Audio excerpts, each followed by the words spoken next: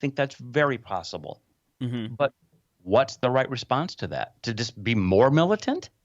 It didn't make any sense because you know how that ends. Yeah. That's the part. That's the part where I'm the most staunch in defending my side of this, which is even if everything you say is correct, the fact that you deal with it the way that you do, you're an idiot.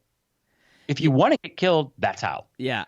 I mean, this is the social contract, which is that I'm giving up my right to use violence against someone hassling me in order to have an external institution have that monopoly on violence to enforce laws so that we treat each other civilly. I think that the best argument I've heard for why this is breaking down is that Trevor Noah made this video a while ago, and his arguments on it are actually pretty good. I don't know if you've seen it. For these people, their half of the social contract has broken down. I mean, the details on the stop and frisk policy in New York is Right. just Yeah, I know that. yeah. So just using that example, I think if I lived in a place where this was happening to me a lot, I think I would be so angry that my passion would cloud my reason, and I would just be like, just the shit just needs to stop. The defunding of the police, I think when you hear it, I mean, Sam Harris has a great point about it, which is like this plays right into the hands of all of Trump's supporters and people who want to keep him in office, and it makes liberals look nuts.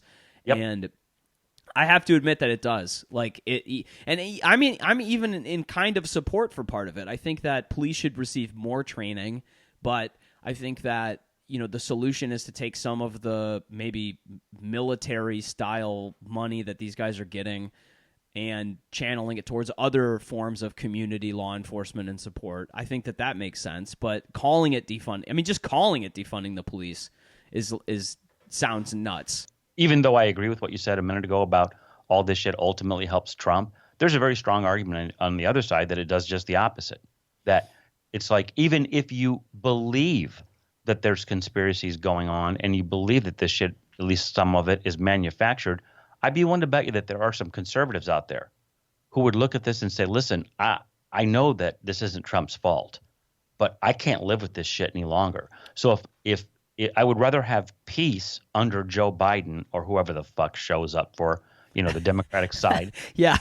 I'd rather have peace because the truth of the matter is, and I don't think you'll agree with this, but I mean, I'm 100% sure of it for me, is when the roles are reversed, you don't have this level of opposition from conservatives. When Obama was at his peak, were there a lot of Obama haters? Fuck yes. But were they rioting?